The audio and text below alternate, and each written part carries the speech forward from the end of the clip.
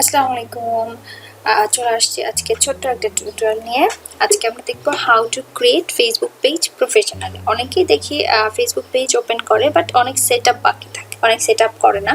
So আজকে আপনারা যদি ফেসবুক পেজটা বিজনেসের জন্য ব্যবহার করতে চান বা কোনো প্রফেশনাল কাজে ব্যবহার করতে চান, তাহলে সেক্ষেত্রে আপনাকে ফেসবুক পেজের সেট আপটাও কিন্তু সুন্দর হতে। সো আজকে আমরা সেটাই দেখবো। তাহলে আমরা চলে যাই আমাদের ফেসবুকে, যে আমরা প্রথমে দেখবো কিভাবে ক্রিয়েট করতে হয়, তারপরে দেখবো যে কিভাবে আমরা এটাকে সেট আপ করতে পারি। সো আমরা ফেসবুকে চলে এসেছি। এখন আমরা আগে ফেসবুক পেজ ক্রিয়েট করবো। সো আপনাদের লেফট হ্যান্ড সাইডে পেজ আছে। পেজে যাওয়ার পর আপনি নিচে স্ক্রল করে দেখতে পাবেন এখানে ক্রিয়েট এ নিউ পেজ আছে। আমি এটাকে ওপেন করে নিচ্ছি। ওকে, এখানে আপনাকে পেজ নেম দিতে হবে। সো আমি আমার ইউটিউব চ্যানেলের নামটা এখানে দিব, কারণ আমি ওইটারই একটা পেজ আমার দরকার। এখানে কিন্তু ক্যাটাগরি সিলেক্ট করতে হবে যে আপনি কি ক্যাটাগরি দিচ্ছেন।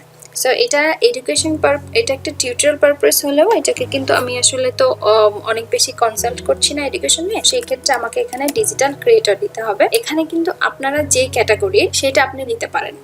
যে দেখা গেল কেউ ব্লগ করছেন সেটা দিতে পারেন, বা কেউ অন্য ধরনের পেজ চালাতে চান, বিজনেস পেজ চালাতে চান, সেক্ষেত্রে কিন্তু আপনি বিজনেস দিবেন। এখানে কিন্তু অপশন আছে যে বিজনেস সেন্টার বা বিজনেস কনসালটেন্ট। ঠিক আছে, বিজনেস সেন্টার বা বিজনেস কনসালটেন্ট। আপনাদের যে পেজ ক্যাটাগরি আপনারা সেটা, যারা ক্লথিং চালান তারা কিন্তু ক্লথ দিবেন, যারা জামা কাপড়ের শপ চালাচ্ছেন তারা কিন্তু ক্লথিং ব্র্যান্ড দিবেন। ঠিক আছে, যদি আপনারা হোলসেলার হয়ে থাকেন তাহলে কিন্তু ডিস্ট্রিবিউটর দিবেন। সো এভাবে আপনি আপনার পেজটাকে ক্যাটাগরি সিলেক্ট করবেন। এখানে কিন্তু আপনাকে ডিসক্রিপশন দিতে হবে যে আপনার পেজটা আসলে কি ধরনের। ঠিক আছে, এখানে দেখেন right about what your business does বা সার্ভিস ডাজ, মানে আপনি কি ধরনের সার্ভিস এই পেজে দিতে চাচ্ছেন সেটার একটা ছোট্ট ডিসক্রিপশন। সো আমি আগে থেকে লিখে রেখেছি, আমি জাস্ট এটা পেস্ট করে দিচ্ছি। ঠিক আছে, আমাদের কিন্তু ডিসক্রিপশন ডান। এখন আমরা নিচে স্ক্রল করব। নিচে স্ক্রল করার পরে দেখবো অ্যাড এ প্রোফাইল পিকচার। আমরা প্রোফাইলে সাধারণত লোগো দেওয়ার চেষ্টা করি। আপনার যদি লোগো থাকে লোগোটা দিবেন, আর যদি না থাকে তাহলে কিন্তু আপনি তৈরি করে নিতে পারেন। বাট আপাতত আমি যে কোনো একটা পিকচার দিয়ে দিচ্ছি আপনাদেরকে বোঝানোর সুবিধার্থে। ঠিক আছে, কারণ আমি একটা পিকচার নিয়েছি। আমি এই পিকচারটা নিয়েছি কারণ আমি এখানে বিভিন্ন ধরনের সোশ্যাল মিডিয়ার টিউটোরিয়াল শেয়ার করি, এই কারণে আমি এই সামঞ্জস্য রেখে এই ধরনের একটা পিকচার নিয়েছি। ওকে, কভার ফটোতেও কিন্তু আপনাকে আপনার বিজনেস যেটা প্রেজেন্ট করে সেরকম একটা ছবি দিতে হবে। ঠিক আছে, সো আমি একটা ছবি নিয়ে নিচ্ছি যেটা আমার বিজনেসকে বা আমার পেজকে প্রমোট করে। ওকে, ডান।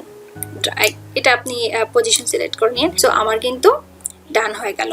আমি এখানে কি করলাম, নেম দিলাম, ক্যাটাগরি সিলেক্ট করলাম, একটা ছোট্ট ডিসক্রিপশন দিলাম, ইমেজ দিলাম এবং কভার ফটো দিলাম। এখন আমি এটাকে সেভ করব। সেভ হচ্ছে, ডান। আমাদের কিন্তু পেজ ক্রিয়েট হয়ে গেছে। ঠিক আছে, এখানে কিন্তু আমাকে মূল অ্যাডমিন দেখাবে। যে পেজটা ক্রিয়েট করবে এখন কিন্তু ফেসবুকের সিস্টেম, তাকে আপনি চাইলেই রিমুভ করতে পারবেন না। যে মূল অ্যাডমিন থাকে, যে প্রাইমারি অ্যাডমিন থাকে, তাকে আপনি রিমুভ করতে পারবেন না। অন্য অ্যাডমিনকে আপনি রিমুভ করতে পারবেন। এই হয়ে গেল আমাদের পেজ, আমাদের কভার হয়ে গেছে, আমাদের প্রোফাইল হয়ে গেছে। এখানে দেখেন, এখন এখানে যেটা করতে হবে ক্রিয়েট এ ইউজার। ওকে, আমি একটা ইউজার নেম নিয়ে নিচ্ছি। ইউজার নেম কিন্তু খুবই ইম্পর্টেন্ট। তাহলে আমি নিব হচ্ছে লাস্ট মিনিট লার্নিং। এটা সম্ভবত নেই, আমি তারপর চেক করে দেখি। নো, এটা নেই। সো আমি এখানে যেহেতু বাংলাদেশে আমি বিডি দিয়ে দিচ্ছি। সো ইয়েস, আমি পেয়ে গেছি last minute learning BD. So আমি এখানে ক্রিয়েট ইউজার নেম দিয়ে দিই। ওকে, অল সেট, ডান। ওকে, চলে আসছি আমাদের পেজে। সো এইভাবে হচ্ছে একদম পুরা কমপ্লিট। আপনি বেসিক পর্যায়ে এইভাবে পেজ ওপেন করুন, যে আপনার প্রোফাইল ঠিক আছে, আপনার কভার ঠিক আছে, আপনার নেম ঠিক আছে, এবং বিশেষ করে আপনার ইউজার নেমটা ঠিক আছে। এখানে এটা কিন্তু খুব ইম্পর্টেন্ট।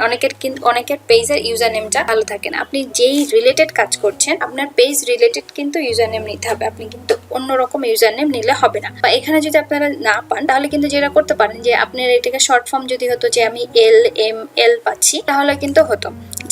যেটা শর্ট ফর্ম আপনার পেজ রিপ্রেজেন্ট করে, বা যেই ইউজার নেমটা আপনার পেজকে রিপ্রেজেন্ট করবে, সেটাই কিন্তু আপনাকে নিতে হবে। So this is the page. এখনো কোনো পোস্ট নাই, দেখেন এখানে কিন্তু আবার অপশন আছে কমপ্লিট ইওর পেজ। তার মানে আমাকে কিছু সেট আপ করতে হবে। সেট আপ করলেই কিন্তু আমরা একদম ফুললি পেয়ে যাব, ঠিক আছে। কিন্তু এখন যদি আমি সেট আপ করি তাহলে ভিডিওটা অনেক লং হয়ে যাবে, এই জন্য আজকে আমি এখানেই শেষ করছি। আমি সেম সেট আপটা আর একটা ভিডিওতে দেখাবো। Thank you.